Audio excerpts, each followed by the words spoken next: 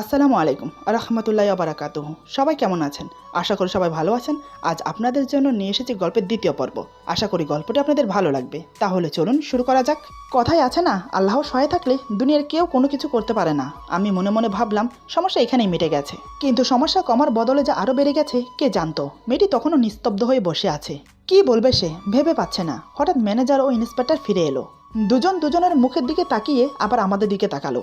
হঠাৎ ইন্সপেক্টর বলে, আপনাদের যখন এঙ্গেজমেন্ট হয়েই গেছে তাহলে বিয়েটা এখানে করে নেওয়াই ভালো। তাই বলছিলাম যে আপনাদের বিয়েটা আমরা এখানেই দিতে চাই। ম্যানেজার সবকিছু অ্যারেঞ্জ করবে, ওসব নিয়ে আপনাকে ভাবতে হবে না। ম্যানেজার বলে, ইন্সপেক্টর স্যার ঠিক বলছেন, আমাদের হোটেলে বিয়েটা হলে আমাদের জন্য ভালো হবে। আমরা না হয় ছোটোখাটো অনুষ্ঠান করে আপনাদের বিয়েটা দিলাম, ঢাকা ফিরে গিয়ে বড় করে না হয় অনুষ্ঠান করবেন। এদের দুজনের কথা শুনে আমার মাথায় যেন আসমান ভেঙে পড়ল।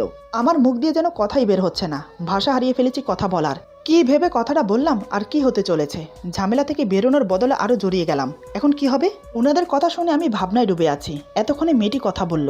মেয়েটি বলে, কি বলছেন আপনারা? উনি আমাকে কিডন্যাপ করেছে, এটাই সত্যি। ওনাকে আমি চিনিও না, তাহলে ওনার সাথে আমার এঙ্গেজমেন্ট হবে কি করে? উনি যা বলছেন মিথ্যে বলছেন নিজেকে বাঁচানোর জন্য, আর আপনারা সব বিশ্বাস করে নিলেন। আবার ওই লোকটার সাথে আমাকে বিয়ে দেওয়ার জন্য উঠে পড়ে লেগেছেন। ম্যানেজার বলে, দেখুন ম্যাডাম, আমরা ওনাকে আজকাল থেকে চিনি না। উনি আমাদের এখানে প্রত্যেক মাসে 2-3 বার করে এসে থাকেন। আজ প্রায় 3 বছর হতে চলল উনি এখানে আসেন। চট্টগ্রামে আসলেই উনি আমাদের হোটেলেই থাকেন। কোনো মেয়েকে কিডন্যাপ করবে তো দূরের কথা, কোনো মেয়ের দিকে চোখ তুলে তাকান না পর্যন্ত। আর আপনি বলছেন উনি আপনাকে অপহরণ করে নিয়ে এসেছে? এটা কোনোভাবেই মেনে নিতে পারছি না। মেয়েটি বলে, বিশ্বাস করুন, আমি যা বলছি সেটা সত্যি। উনি আমাকে অপহরণ করে নিয়ে এসেছেন। দয়া করে আপনারা আমার কথা বিশ্বাস করুন। এদিকে আমি পাথরের মুক্তির মতো সবার কথা শুনে যাচ্ছি। নিজের পাতা কলে নিজেই আটকে গেছি। কি করে সমাধান করব এই সমস্যার? কেন যে অগ্রিম কথা বলতে গেলাম। তারপরও নিজেকে স্বাভাবিক করে বললাম, দেখুন, কেন শুধু শুধু ঝামেলা করতে যাবেন? 2 সপ্তাহই তো ব্যাপার। ঢাকা গিয়ে না হয় বিয়ের কাজটা সেরে ফেলবো। তবে কথা দিচ্ছি, আপনাদেরকে ইনভাইট করব। আপনাদের কিন্তু আসতে হবে। ইন্সপেক্টর বলে, এখন তো আমার সন্দেহ হচ্ছে। যদি সত্যি আপনাদের এঙ্গেজমেন্ট হয়ে থাকে তাহলে বিয়ে করতে সমস্যা কোথায়? কোথাও এমনটা নয় তো যে মেয়েটি যা বলছে সেটা সত্যি, আপনি মিথ্যে বলছেন? ইন্সপেক্টরের কথা শুনে মেয়েটির মুখ উজ্জ্বল হয়ে উঠল। মেয়েটি বলে, আমি বলেছি না স্যার, এই লোকটা মিথ্যে কথা বলছে। নিজেকে বাঁচানোর জন্য এই লোকটাই আমাকে কিডন্যাপ করেছে। আমাকে চুপ দেখে ম্যানেজারের মুখ কালো হয়ে গেল। সে মনে মনে ভাবতে লাগলো, তাহলে কি মেয়েটি সত্যি কথা বলছে? স্যার মেয়েটিকে কিডন্যাপ করে এনেছে? আমার তো বিশ্বাসই হচ্ছে না। ম্যানেজার আমাকে উদ্দেশ্য করে বলে, স্যার আপনি কথা বলছেন না কেন? তাহলে কি মেয়েটি যা বলছে সেটা সত্যি? কি বলবো আমি? আমার মাথায় কিচ্ছু আসছে না। আমার এতদিনের ইমেজ, রেসপেক্ট, মান সম্মান এক নিমেষে শেষ হয়ে যাবে, তাও আবার এমন একটা মেয়ের জন্য। রাগে ঘৃণায় নিজের মাথা চুল নিজেই ছিঁড়ে ফেলতে ইচ্ছে করছে। এখন যদি এদের কথা মতো মেয়েটাকে বিয়ে না করি তাহলে মান সম্মানের সাথে সাথে আমাকে জেলে যেতে হবে। যে অন্যায়টা আমি করিনি তার সাজা কেন আমি পাবো? শেষমেশ সিদ্ধান্ত নিয়েই নিলাম। আমি বললাম, ম্যানেজার সাহেব, আপনি বিয়ের আয়োজন করুন। আজকেই আমি ওকে বিয়ে করব। ফ্যামিলির জন্য এতক্ষণ নাকচ করছিলাম, কিন্তু আপনারা যখন এত করেই বলছেন তাহলে এখানেই বিয়েটা করে নিই। হঠাৎ মেয়েটি চেঁচিয়ে বলে, না, আমি ওনাকে বিয়ে করতে পারবো না। আমি এই লোকটাকে চিনি না, জানি না, তাহলে আমি এই লোকটাকে কেন বিয়ে করব? আমি সোফা থেকে উঠে দাঁড়িয়ে বললাম, ম্যানেজার সাহেব, সবকিছুর আয়োজন করুন। এই বলে মেয়েটির হাত ধরে টেনে হিচড়ে রুমের দিকে নিয়ে যেতে লাগলাম। এদিকে মেয়েটি চিৎকার করে বলছে, আমাকে ছেড়ে দিন, আমাকে যেতে দিন, আমি আপনাকে বিয়ে করব না। আপনি একজন খারাপ লোক, আমাকে কিডন্যাপ করে এনেছেন। আরও নানান রকমের কথা বলতে লাগলো। আমি তার কথার বিন্দুমাত্র ভ্রুক্ষেপ করলাম না। তখন আমার মাথায় খুন চেপেছে, রাগে চোখ দুটো রক্তবর্ণ ধারণ করেছে। আমি মেয়েটাকে রুমে নিয়ে গিয়ে বিছানার উপর ছুঁড়ে ফেললাম। তারপর সজোরে দরজা বন্ধ করে দিলাম। দরজা বন্ধ করার শব্দে মেয়েটির আত্মারাম কেঁপে উঠল। আমার চেহারা দেখে ভয়ে খাটের মাঝখানে গিয়ে গুটিসুটি মেরে বসলো। আমি টি টেবিলে থাকা ফুলদানিটা সজোরে মেঝেতে আছাড় মারলাম। তাতেই মেয়েটি দোকান চেপে ধরে চোখ বন্ধ করে নিল। আমি রাগের সাথে চেঁচিয়ে বললাম, আমাকে বিয়ে করার ভালোই ফোন দিয়ে এঁটেছ। আচ্ছা, তোমাদের গ্যাংয়ে কে কে সামিল আছে আমাকে একটু বলো তো। আমাদের মতো ছেলেদেরকে ফাঁসানোর ধান্দা কবে থেকে শুরু করেছ? মেয়েটি ভয় থরথর করে কাঁপছে। মেয়েটি কান্না করতে করতে বলে, আমি ওরকম মেয়ে না, আমি কিছু জানি না। আমি শুধু ঘরে ফিরতে চাই, আমার মা বাবার কাছে যেতে চাই, আমি কিছু জানি না। ওর কান্না দেখে আমার দেমাগ খারাপ হয়ে গেল। আমি চেঁচিয়ে বললাম, এই, তোমার নেকা কান্না বন্ধ করো। সব সমস্যার মূল তুমি। যখন থেকে আমার লাইফে এসেছো তখন থেকে আমার জীবনের সমস্যা বেড়ে গেল। বারবার করে বললাম যে আমি তোমাকে কিডন্যাপ করিনি। আমি জানি না তুমি আমার গাড়িতে কি করে এলে, কিন্তু তুমি আমার কথা বিশ্বাসই করলে না। উল্টো কি করলে? আমাকে ধরিয়ে দেওয়ার জন্য পুলিশ ডেকে বসলে। আচ্ছা, আমাকে কোন অ্যাঙ্গেল থেকে কিডন্যাপার মনে হয়? টাকা পয়সা, ব্যাংক ব্যালেন্স, বাড়ি গাড়ি, আল্লাহর রহমতে কোনো কিছুরই অভাব নেই আমার। তাহলে আমি শুধু শুধু তোমাকে কিডন্যাপ কেন করতে যাব? আমার চরিত্র এমন কোনো দোষ নেই যে আমি মেয়েদের সাথে ফষ্টি নষ্টি করব। আল্লাহ মাফ করুক, আমার মা বাবা আমাকে এমন শিক্ষা দেয়নি। মেয়েটি এখনও কান্না করছে। মেয়েটি বলে, আপনি কেন বলতে গেলেন যে আপনার সাথে আমার এঙ্গেজমেন্ট হয়েছে? তাহলে তো ওনারা বিয়ের জন্য প্যারা দিত না। আমি মেয়েটির দিকে তাকিয়ে বললাম, তো কি করতাম আমি? সত্যিটা তো বলেছিলাম, কেউ বিশ্বাস করলো না। না তুমি বিশ্বাস করলে, না ওরা বিশ্বাস করলো। ভেবেছিলাম এঙ্গেজমেন্টের কথা বলে কোনো রকম সমাধান করে নেব, তারপর তোমাকে তোমার বাড়িতে পৌঁছে দেব। কিন্তু ওরা যে বিয়ের জন্য চেপে ধরবে আমি কি করে জানবো? মেয়েটি বলে, তাহলে এখন কি হবে? আমি বললাম, কি আর হবে, তোমার আমার বিয়ে হবে, যেটা তুমি চেয়েছো। মেয়েটি বলে, সত্যি বলছি, আমি কিছু জানি না। আমি বললাম, ব্যাস অনেক হয়েছে, আর কোনো কথা শুনতে চাই না, বিয়ের জন্য নিজেকে তৈরি করো। মেয়েটি বলে, আমি মরে গেলেও এই বিয়ে করতে পারবো না। আমি বললাম, আমার কোনো শখ নেই তোমার মতো মেয়েকে বিয়ে করার। নিচে যাও, গিয়ে সবার সামনে বলো যে আমি তোমাকে কিডন্যাপ করিনি, তাহলে সবকিছু সমাধান হয়ে যাবে। তারপর তোমাকে নিয়ে লোকে কি ভাববে সেটা নিয়ে আমি কনফিউজ। মেয়েটি অবাক হয়ে বলে, মানে? আমি বললাম, জানি না, তোমার হাতে সময় আছে সন্ধ্যা পর্যন্ত। আমাকে বিয়ে করে নিজের সম্মান বাঁচাবে নাকি সত্যিটা বলে নিজের সম্মান হারাবে? মেয়েটি এবার তেলে বেগুনে জ্বলে উঠল। মেয়েটি বলে, কোন সত্যিটা বলবো? এটা কি অস্বীকার করতে পারবেন যে আপনি আমাকে তুলে আনেননি? আমি তো আর হাওয়ায় উড়ে উড়ে আপনার গাড়িতে আসিনি, নিশ্চয়ই আপনি নিয়ে এসেছেন। আমি বললাম, তোমাকে বলে কোনো ফায়দা নেই, আমি বারবার একই কথাই বলবো, আমি তোমাকে অপহরণ করিনি। এই বিয়েটা করবো কি না এতক্ষণ দুমনায় ছিলাম, কিন্তু বারবার তোমার মিথ্যে অপবাদে আমি বাধ্য হচ্ছি তোমাকে বিয়ে করতে। এবার যাই হয়ে যাক, আমি তো বিয়ে করবই তোমাকে।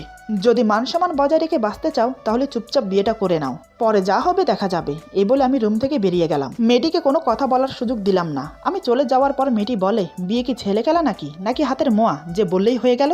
বিয়ে মানে জীবনের সাথে জুড়ে যাওয়া একটা সম্পর্ক, যে সম্পর্কের উপর নির্ভর করে সারা জীবন পার করতে হয়। আমারও ভাগ্য বলিহারি, শেষমেশ যে আমাকে কিডন্যাপ করলো তাকেই বিয়ে করতে হবে। ভাগ্যে কি এই লেখা ছিল? না জানি মা বাবা আমাকে নিয়ে কতটা চিন্তা করছে, এই বিয়েটা কি ফ্যামিলি মেনে নেবে? লোকটা কথায় কথায় আমার মতো মেয়েকে বিয়ে করার কোনো ইচ্ছে নেই, এই কথাটা কেন বললো? সত্যিই কি আমি দেখতে খারাপ? মেয়েটি চট করে উঠে আয়নার সামনে দাঁড়ালো, নিজেকে খুঁটিয়ে খুঁটিয়ে দেখতে লাগলো। এত বছর নিজেকে আয়নায় দেখেছে নিজের মতো করে, কখনো কোনো কিছুর কমতি দেখেনি নিজের মাঝে। তাহলে আজ ওই লোকটার কথা কেন মনে হচ্ছে নিজের মাঝে কোনো কিছুর কমতি রয়েছে? অনেকক্ষণ খুঁটিয়ে খুঁটিয়ে নিজেকে দেখে একটা জিনিসের অমিল পেল, সেটা হলো আমি ফর্সা, সে শ্যামলা। আয়নার দিকে তাকিয়ে মুখে হাত বুলিয়ে মেয়েটি বলে, আমি শ্যামলা বলে কি লোকটা আমাকে একথা বলেছে? আরও নানান বিষয়ে কথা ভাবতে লাগলো, কিন্তু এখন পিছু হবার কোনো উপায় নেই। ছেলেদের থেকে মেয়েদের আত্মসম্মান একটু বেশিই হয়। শেষমেশ মান সম্মানের কথা চিন্তা করে আমি যেমন মেয়েটিকে বিয়ে করছি, ঠিক তেমনি মেয়েটিও নিজের মান সম্মানের কথা চিন্তা করে বিয়েতে রাজি হলো। কারণ পরিস্থিতিও এমন ছিল, সন্ধ্যার সময় কাজে এসে আমাদের বিয়ে পড়ালো। ম্যানেজারের সাথে এতদিনের পরিচয় বলে ছোটখাটো একটা অনুষ্ঠান করলো, এমনকি বুকিং করা রুমটা ফুল দিয়ে বাসর সাজালো। কি আজব তাই না? হোটেলেই বিয়ে হলো, আবার হোটেলেই বাসরাত করতে হবে। বিয়ে হয়ে যাওয়ার পর অনুষ্ঠানের পালা শেষ করে আমি মেয়েটিকে নিয়ে রুমে চলে এলাম। যেহেতু এখানে কোনো মেয়ে নেই মেয়েটিকে রুমে নিয়ে আসার জন্য, সেজন্য আমাকেই সেই কাজটা করতে হলো। রুমে এসে দরজা লাগিয়ে দিয়ে মেয়েটির দিকে তাকিয়ে দেখি সে লাজুক মুখ নিয়ে মাথা নিচু করে দাঁড়িয়ে আছে। মেয়েটির ভাব ভঙ্গিমায় বোঝা যাচ্ছে সে বিয়েটা অনায়াসেই মেনে নিয়েছে। কিন্তু আমার কোনো ইন্টারেস্ট নেই এই বিয়েতে, না ওই মেয়ের প্রতি। কি বলবো, আমার পাশে তো একদম বেমানান। আমি মেয়েটিকে উদ্দেশ্য করে বললাম, শরীয়ত অনুযায়ী এখন আমরা স্বামী স্ত্রী, তাই নিয়ম অনুযায়ী 2 রাকাত নফল নামাজ পড়তে হবে। নামাজ পড়তে পারো তো? মেয়েটি বলে, জি পারি। আমি বললাম, তাহলে যাও উজু করে এসো। মেয়েটি কোনো কথা না বলে চলে গেল। আমি চুপচাপ খাটের এক কোণে বসে ভাবতে লাগলাম, মান সম্মান বাঁচানোর জন্য তো বিয়ে করে নিলাম, কিন্তু মা বাবাকে না জানি বিয়ে করাটা একদম ঠিক হয়নি। তারা কি ভাববে আমাকে? একটু পর মেয়েটি অজু করে বেরিয়ে এলো। মেয়েটি বেরিয়ে আসতেই আমি গেলাম অজু করতে। অজু করে এসে নিয়ম অনুযায়ী মেয়েটির শাড়ির আঁচলে আমাকে নামাজ পড়তে হবে। যেহেতু মেয়েটি শাড়ি পরেনি, পরেছে 3 পিস, তাই অন্য পদ্ধতিতে নামাজ পড়লাম। মেয়েটির ওড়না অর্ধেক বিছিয়ে তার উপর নামাজ পড়লাম। দুজন একসাথে নামাজ পড়ে মোনাজাত করে উঠে বসলাম। মেয়েটি খাটে, আমি সোফায়। সারাদিন অনেক ধকল গেছে আমার উপর দিয়ে, তাই আমি সোফায় গা এলিয়ে দিলাম। মেয়েটি তখনও খাটে বসে আছে। আমি বললাম, রাত অনেক হয়েছে, ঘুমিয়ে পড়ো। আমার কথা মতো মেয়েটি শুয়ে পড়লো, কিন্তু কোনো কথা বলল না। আমিও কোনো কথা না বলে ঘুমানোর চেষ্টা করলাম। সেদিন রাতে আমাদের মাঝে আর কোনো কথা হলো না। সকালে ঘুম ভাঙলো দরজায় খটখট আওয়াজে। আসলে এত বেলা পর্যন্ত আমি ঘুমাই না, কিন্তু শরীর টায়ার্ড থাকার কারণে ফজরের দিকে আমার ঘুম ভাঙলো না। আমি উঠে দরজা খুলে দিলাম। দরজা খুলে দেখি বাইরে আমাদের জন্য নাস্তা নিয়ে দাঁড়িয়ে আছে এখানকার স্টাফ। আমি নাস্তাগুলো নিয়ে দরজা লাগিয়ে দিলাম। মেয়েটি তখনও পড়ে পড়ে ঘুমোচ্ছে। আমি কয়েকবার ডাক দিলাম, তাতেই কাজ হলো। চোখ খুলে আমার দিকে তাকিয়ে আছে মেয়েটি। আমার চোখে পড়লো মেয়েটির চোখ দুটো লাল টুকটুকে হয়ে গেছে। যত সম্ভব রাতে কান্না করেছে, নয়তোবা জ্বরের কারণে। কারণ ওর চোখ মুখ দেখে বোঝা যাচ্ছে গায়ে এখনো জ্বর আছে। জ্বর আছে কিনা সেটা শিওর হওয়ার জন্য কপালে হাত দিতে গেলেই মেয়েটি 2 হাত সামনে এনে নিজের মুখ অন্যদিকে ফিরিয়ে নেয়। সে ভেবেছে অন্য কিছু। আমি বললাম, আমি শুধু দেখতে চেয়েছিলাম জ্বর আছে কিনা। কাল রাতে নিশ্চয়ই ওষুধ খাওনি? মনে পড়লো যে কাল থেকে তো মেয়েটি খানাও খায়নি। আমি বললাম, উঠে পড়ো, গিয়ে ফ্রেশ হয়ে আসো। নাস্তা টেবিলে রাখা আছে, খেয়ে ওষুধ খেয়ে নাও। তাড়াতাড়ি করো, আমি একটু বের হব, কারণ আমার মিটিং আছে। মেয়েটি চুপচাপ উঠে চলে গেল ওয়াশরুমে। কিছুক্ষণ পর ফ্রেশ হয়ে বেরিয়ে এসে আমার সামনে বসলো। আমি একটা প্লেটে করে মেয়েটিকে নাস্তা দিলাম। তাকে নাস্তা দিয়ে আমিও নাস্তা নিয়ে বসে পড়লাম। নাস্তা শেষ করে মেয়েটিকে মেডিসিন দিয়ে দিলাম। মেডিসিন খেয়ে সেখানে মাথা নিচু করে বসে আছে। আমি বললাম আমাকে এখন বেরোতে হবে, তুমি বরং রেস্ট নাও, দুপুর হতে হতে আমি চলে আসবো, আর কিছুর প্রয়োজন হলে স্টাফকে ডেকে বলো এনে দেবে। এই বলে আমি রেডি হয়ে বেরিয়ে গেলাম। মেয়েটি আমার চলে যাওয়ার দিকে তাকিয়ে আছে, কিন্তু একটা কথা বলেনি সে, শুধু আমার কথাগুলো শুনে গেছে। সে কথা বললো কি বললো না তাতে আমার কিছু যায় আসে না। এভাবে 2 সপ্তাহ কেটে গেছে। আজ আমরা ঢাকায় ফিরবো। এই 2 সপ্তাহ না মেয়েটি আমার সাথে ভালো করে কথা বলেছে, না আমি তার সাথে ভালো করে কথা বলেছি। কারোর কোনো প্রয়োজনই পড়েনি। আজকে যখন ঢাকায় ফিরবো এটা ভেবে হাজার চিন্তা মাথায় চেপে বসেছে। কারণ আজ ওকে নিয়ে মা বাবার মুখোমুখি হতে যাব। জানি না তারা কি মনে করবে, কি রিয়েক্ট করবে, আর কি ভাববে। সেটা ভেবেই বুকের ভেতরটা দুরু দুরু করছে। হাজারো চিন্তা মাথা নিয়ে মেয়েটিকে নিয়ে গাড়িতে বসলাম। সত্যি বলতে এখনো পর্যন্ত আমি মেয়েটির নাম জিজ্ঞাসা করিনি। বিয়ে পড়ানোর সময় বলেছিল, কিন্তু মনে নেই, কারণ তখন মাথায় অনেক চিন্তা। কে কি বলেছে সেদিকে কোনো খেয়ালই ছিল না। পাশাপাশি সিটে দুজন বসে আছি। গন্তব্য ঢাকা। গাড়ি চলছে আপন গতিতে, কিন্তু দুজনের মাঝে একরাশ নীরবতা ছাড়া আর কিছুই নেই। আমার কোনো ফিলিংস এখনো জন্মেনি মেয়েটির প্রতি। তবে তার মনের কথা আমি জানি না। বিয়ে হয়েছে পর্যন্ত আমি যা বলেছি সেটাই শুনেছে। কিডন্যাপের কথা আর মুখ দিয়ে বের করেনি। তার নীরবতা, তার নিস্তব্ধতা আমাকে জানান দিচ্ছে সে এই বিয়েটা মেনে নিয়েছে। তার মানে সে আমাকেও মেনে নিয়েছে, এটা আমার ধারণা। বাকিটা জানি না, দেখা যাক না কি হয়। বিকেলে নাস্তা করে বেরিয়েছি। এখন রাত 8টা বাজে। আজ রাস্তায় প্রচুর জ্যাম। আমি দেখলাম মেয়েটি দরজার সাথে হাত ঠেকিয়ে গালে হাত দিয়ে সামনের দিকে তাকিয়ে বসে আছে। নীরবতা ভেঙে আমি কথা বললাম, তোমার খিদে পেয়েছে? এবার মেয়েটি আমার দিকে তাকালো, আবার চোখ সরিয়ে নিয়ে বলে, না। আমি বললাম, কিছু কি খাবে? কারণ এখানে একটা ভালো রেস্টুরেন্ট আছে, তুমি খেলে সেখানেই যেতাম। মেয়েটি মনে হয় আমার মনের কথা বুঝতে পারলো যে আমার খিদে লেগেছে, তাই আমি ওকে জিজ্ঞেস করছি। মেয়েটি বলে, ঠিক আছে চলুন যাওয়া যাক। তারপর আমরা গাড়ি ঘুরিয়ে রেস্টুরেন্টে গেলাম। ওখান থেকে খাওয়া দাওয়া কমপ্লিট করে আবার ঢাকার উদ্দেশ্যে রওনা দিলাম। জ্যাম থাকার কারণে ভোর 6টার দিকে বাড়িতে পৌঁছালাম। একদিক দিয়ে ভালোই হলো, অন্তত নামাজ পড়ার জন্য সবাই জেগে গেছে, কাউকে আর ঘুম থেকে ডাকতে হবে না। মনের ভিতর ভয় নিয়ে গাড়ি থেকে নামলাম। আমি দেখছি মেয়েটি আরো বেশি ভয় পাচ্ছে। আমি যে ভয় পাচ্ছি সেটা ওকে বুঝতে দেওয়া যাবে না, তাহলে সে মনে মনে আরো ভেঙে পড়বে। আমি বললাম, ভয় পাওয়ার কিছু নেই, নেমে আসো। কিন্তু মেয়েটি নামছে না, সে একইভাবে বসে আছে। আমি বললাম, কি হলো, নেমে আসো। মেয়েটি এবার ছলো ছলো নয়নে আমার দিকে তাকালো, চোখের কোণে জল চকচক করছে। আমি ওকে শান্ত করার ভঙ্গিতে বললাম, কিচ্ছু হবে না, আমার মা বাবা খুব ভালো মানুষ, আর আমি তো আছি। আমি তো আছি কথাটা শুনেই মেয়েটি নেমে পড়লো। আমি তো আছি কথাটায় সত্যি ম্যাজিক আছে। আমি তো আছি এই কথাটা বলে সবকিছু করানো যায়। এমন কোনো কাজ নেই যে করাতে পারবেন না কারো হাতে। আমি তো আছি শব্দটা একটা ভরসা স্বরূপ কাজ করে, ভরসা পাওয়া যায় এই কথাটায়। মেয়েটিও মনে হয় এই কথাটা শোনার জন্য বসেছিল। কি অদ্ভুত না? যাই হোক, আমি মেয়েটিকে নিয়ে মেন দরজার কাছে গেলাম। কলিং বেল প্রেস করতেই কাজের বর বদলে মা এসে দরজা খুলে দিল। মায়ের পোশাক দেখেই বুঝতে পেরেছি এই মাত্র নামাজ শেষ করে উঠেছেন। এদিকে এত ভোরে আমাকে দেখে মা বেশ অবাক হন। আমি মাকে সালাম করে জড়িয়ে ধরলাম। মা আমাকে বুকে নিয়ে চোখ বন্ধ করে নিল। এভাবে কয়েক মিনিট রয়ে গেলাম মাকে জড়িয়ে ধরে। মায়ের বুকে যে আসল শান্তি পাওয়া যায়, যারা মাকে ভালোবাসেন তারাই বুঝবেন। আমি মাকে ছেড়ে দিয়ে বললাম, কেমন আছো আম্মু? মা বলে, এই তো বাবা, আলহামদুলিল্লাহ। তুই কেমন আছিস? আহারে, আমার ছেলেটা কতটা শুকিয়ে গেছে। নিশ্চয়ই সেখানে গিয়ে শুধু কাজ নিয়ে ব্যস্ত ছিলি, নিজের কোনো যত্ন নিসনি। মায়ের চোখে কিছুই এড়ায় না। আসলে এই 2 সপ্তাহ আমি ঠিকমতো খাওয়া দাওয়া করিনি। একে তো কাজের চাপ ছিল, তার উপর এই মেয়েটির চিন্তা। সব মিলিয়ে এই 2 সপ্তাহ আমার জন্য জাহান্নাম থেকে কোনো অংশ কম ছিল না। অপছন্দের কাউকে সারা জীবনের জন্য জীবনসঙ্গী বানানো অতটাও সোজা না। হ্যাঁ, এটাই সত্যি, মেয়েটিকে আমার পছন্দ হয়নি। তার উপর জবরদস্তি বিয়ে করা, কি একটা যে তুফান গেল আমার উপর, তা একমাত্র উপরওয়ালাই জানেন। আমি মাকে বললাম, আম্মু আমি একদম ঠিক আছি, তুমি শুধু শুধু চিন্তা করছো। এতক্ষণ মা আমার পিছনে থাকা মেয়েটিকে খেয়াল করেনি, এবার তার চোখে পড়লো। মা বলে, হ্যাঁ রে তানবীর, মেয়েটি কে? মার কথা শুনে মেয়েটি চট করে মায়ের পা ছুঁয়ে সালাম করে। মা মেয়েটির মাথায় হাত বুলিয়ে বলে, বেঁচে থাকো মা। আমি বললাম, মা এখন ভেতরে যাই, পরে না হয় বলছি। মা বলে, আরে আমি তো ভুলেই গেছি, আয় ভেতরে আয়। তারপর আমরা বাড়ির ভেতরে গেলাম। তখন বাবা ড্রয়িং রুমে বসেছিল। আমি গিয়ে বাবাকে সালাম করলাম। আমার দেখা দেখি মেয়েটিও সালাম করে। যাক, একদিক দিয়ে অন্তত ভালো আছে। হঠাৎ মেয়েটিকে সালাম করতে দেখে বাবা অবাক হয়ে তাকিয়ে আছে। মেয়েটি গুটিসুটি মেরে আমার পেছনে এসে দাঁড়ায়। বাবা মেয়েটির দিকে তাকিয়ে বলে, তানভীর, মেয়েটি কে? মাও জিজ্ঞাসু চোখ নিয়ে তাকিয়ে আছে আমার দিকে। আমি একবার মা বাবার দিকে তাকিয়ে আবার মেয়েটির দিকে তাকালাম। তারপর মাথা নিচু করে বললাম, বাবা আসলে আমি এই মেয়েটিকে বিয়ে করেছি। আমার কথা শুনে মা ধপ করে সোফায় বসে পড়ল। মা বাবা দুজনেই আমার দিকে তাকিয়ে আছে। বাবা খুব শান্ত গলায় বলে, এমন কি হয়েছিল যার জন্য আমাদেরকে জানানোর প্রয়োজন মনে করিসনি? তোর এই মেয়ে পছন্দ, আমাদেরকে বললেই পারতি। আমাদেরকে বললে কি আমরা তোদের বিয়ে দিতাম না? আমি বললাম, বাবা পরিস্থিতি এমন ছিল যে আমি বাধ্য হয়েছি বিয়ে করতে। বাবা বলে, কি এমন হয়েছিল যে আমাদেরকে জানানোর সময় পাসনি? আমি এবার বাধ্য হলাম সব খুলে বলতে। এক এক করে সব খুলে বললাম বাবা আর মাকে। সব কথা শুনে বাবা মা দুজনেই হতবাক হয়ে যায়। দুজনেই চুপচাপ আমার দিকে তাকিয়ে আছে। আমি বললাম, এবার তোমরাই বলো আমি কি করতাম তখন? মিথ্যা অপবাদে জেলে যেতে হতো আমাকে, অথচ সে অন্যায়টা আমি করিনি। তোমরা যদি মনে করো আমি অপরাধ করেছি তাহলে যে শাস্তি দেবে মাথা পেতে নেব। বাবা মা দুজন দুজনের মুখের দিকে তাকায়। আমি জানি মা বাবার কথার উপর একটা কথাও বলবে না। বাবা যে সিদ্ধান্ত নেবেন সেটাই মেনে নেবেন, কারণ এটাই হয়ে আসছে, আমি দেখেছি। এদিকে মায়ের মুখ দেখে বোঝা যাচ্ছে মেয়েটিকে মার পছন্দ হয়নি, কিন্তু এখন কিছুই করার নেই। অনেকক্ষণ চুপ থেকে বাবা বলে, এত কিছু হয়ে গেল অথচ তুই আমাদেরকে কিছু জানালি না, একটিবার ফোন করে তো বলতে পারতি। আমি বললাম, আসলে আমি চাইনি তোমাদেরকে টেনশন দিতে। বাবা মেয়েটিকে উদ্দেশ্য করে বলে, তা মা তোমার নাম কি? বাবার কথা শুনে মেয়েটি আমার দিকে তাকায়। আমি মাথা নাড়িয়ে সম্মতি জানালাম। মেয়েটি বলে, জি আমার নাম জান্নাতুল মাওয়া রাহা। বাবা বলে, পড়াশোনা কতটুকু করেছ? রাহা বলে, এবার ইন্টার ফার্স্ট ইয়ারে। বাবা বলে, তোমার ফ্যামিলিতে কে কে আছে? রাহা বলে, মা বাবা বড় ভাইয়া আর আমি। বাবা বলে, তা মা তোমার বাবা কি করেন? রাহা বলে, আমার বাবা কিছু করেন না, আগে সরকারি চাকরি করতেন, এখন রিটায়ার নিয়েছেন। বড় ভাইয়া নিজের বিজনেস শুরু করেছেন মাত্র 2 বছর হলো। বাবা বলে, আমার কথা কিছু মনে করো না মা, আসলে এগুলো জানার অতি আবশ্যক ছিল, তাই জিজ্ঞেস করলাম।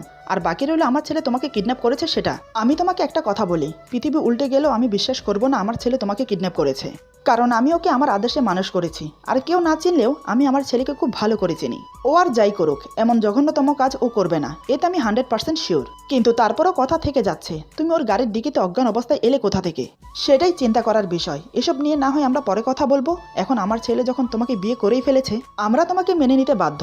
তোমাকে এমন পরিস্থিতিতে না ছেড়ে তোমার সঙ্গ দিয়েছে, তাতে আমি আমার ছেলের উপর গর্ববোধ করি। এই বিয়ে নিয়ে ঝামেলা করলে সমাজে আমাদের মান সম্মান কমবে বই বাড়বে না। এরপর বাবা মায়ের দিকে তাকিয়ে বলে, কি গো তুমি চুপচাপ বসে আছো কেন, কিছু বলো।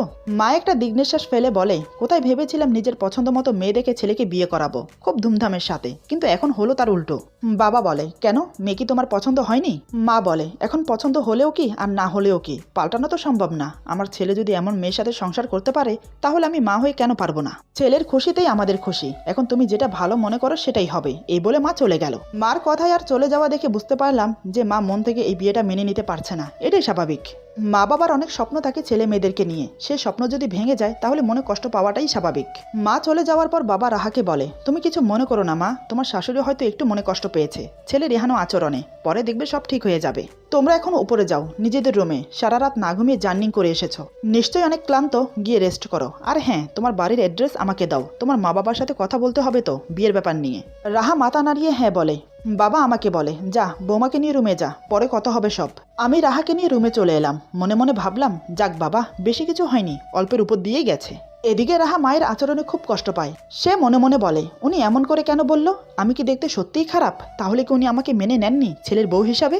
ওনার কথাই বা কেন বলছি, নিজের স্বামীও তো মেনে নেয়নি আমাকে। রুমে এসে আমি ওকে বললাম, মায়ের ব্যবহারে কিছু মনে করো না, পরে দেখবে ঠিক হয়ে যাবে সবকিছু, একসময় মাও তোমাকে মেনে নেবে। রাহা বলে, ওনার কথা ছাড়ুন, আপনিও তো আমাকে মেনে নেননি এখনো। আমি ওর কথা শুনে অন্যদিকে তাকিয়ে বললাম, ওয়াশরুম ওইদিকে, ফ্রেশ হয়ে এসে বিশ্রাম করো। জরিনা খালাকে বলে দিচ্ছি নাস্তা উপরে দিয়ে যাবে। এই বলে আমি সোফায় গা এলিয়ে দিলাম। রাহার কথাটা এড়িয়ে গেলাম, কারণ তার কথার কোনো উত্তর আমার কাছে নেই, আর থাকলেও আমি সেটা বলতে চাই না। সোফায় গা এলিয়ে দেওয়ার সাথে সাথে ক্লান্তি ভর করলো আমাকে। শরীর খুব টায়ার্ড, সারা রাত না ঘুমিয়ে গাড়ি চালানোর কারণে দু চোখ জোর ঘুম নেমে আসছে। রাহা ওয়াশরুমে চলে গেল ফ্রেশ হতে। কিছুক্ষণ পর বেরিয়ে এসে দেখে আমি সোফায় ঘুমিয়ে পড়েছি। সে এক পা দুপা করে আমার সামনে এসে দাঁড়ায়, খুবই অবাক দৃষ্টিতে তাকিয়ে থাকে আমার দিকে। এই 2 সপ্তাহে এতটা কাছ থেকে ভালো করে আমাকে দেখেনি কখনো, এখন দেখে তার চোখ জুড়িয়ে গেল। কোনো ছেলে এতটা সুন্দর হতে পারে তা সে আগে জানতো না, হয়তো কখনো কোনো ছেলেকে এতটা কাছ থেকে দেখেনি। সত্যি এখন ওর মনে হচ্ছে যে আমার পাশে তাকে একদম বেমানান, কোথায় আমি কোথায় ও, কিন্তু নিয়তি যে আমার সাথেই ওকে জুড়ে দিয়েছে। এদিকে আমাকে আর জরিনা খালাকে বলতে হলো না নাস্তার কথা, মা নিজে থেকে নাস্তা উপরে পাঠিয়ে দিয়েছেন। সারাটা দিন ঘুমিয়ে কাটিয়ে দিলাম। রাতে সবাই একসাথে বসে খাওয়া দাওয়া করলাম। যেহেতু মা বিয়েতে নারাজ, তাই মা একটু কম কথাই বলছে। খাওয়া দাওয়া শেষ করে একসময় রুমে চলে এলাম। আমি খাটে হেলান দিয়ে বসে আছি। রাহা গেছে ওয়াশরুমে, হঠাৎ বিদ্যুৎ চলে গেল। আমি মোবাইলের আলো জ্বালিয়ে মাত্র দাঁড়িয়েছি, এমন সময় হঠাৎ রাহা ভয় পেয়ে ওয়াশরুম থেকে দৌড়ে এসে আমাকে জাপটে ধরে। সাথে সাথে আমার হাত থেকে মোবাইলটা ছিটকে পড়ে গেল, আর আমি রাহাকে নিয়ে বিছানার উপর পড়লাম। আমি নিচে, রাহা আমার উপরে। সে ভয়ে আমার বুকে মুখ গুজে থরথর করে কাঁপছে। আমি ওর 2 বাহু শক্ত করে ধরেছি, একে অপরের সাথে একদম মিশে গেছি। আমি ওর বাহু ছেড়ে দিয়ে জড়িয়ে ধরলাম। ওর ছাড়া চুলগুলো উড়ে এসে আমার মুখ ঢেকে দিয়েছে। আমার চোখ নিমেষেই বন্ধ হয়ে এলো ওর চুল থেকে আসা মিষ্টি গ্রানে। হঠাৎ আমি ওকে ছেড়ে দিলাম। রাহা তখনও আমাকে শক্ত করে জড়িয়ে আছে। আমি বললাম, রাহা কি হয়েছে তোমার? আমার কথা শুনে হঠাৎ রাহা যা করলো তা দেখে আমি বিস্ময়ে অবাক হয়ে গেলাম। মেয়েটি থেকে থেকে এমন একটা কাজ করে যেটা আমাকে খুব ভাবায়, কিন্তু এখন যেটা করলো এটা তো আমি আশাই করিনি। এরপর যা হলো, আজকের গল্প এখানে সমাপ্ত। গল্পের বাকি অংশ পেয়ে যাবেন আগামী পর্বে। সবাই ভালো থাকবেন, সুস্থ থাকবেন, আর বন্ধুদের সাথে বেশি বেশি করে শেয়ার করবেন। আল্লাহ হাফেজ।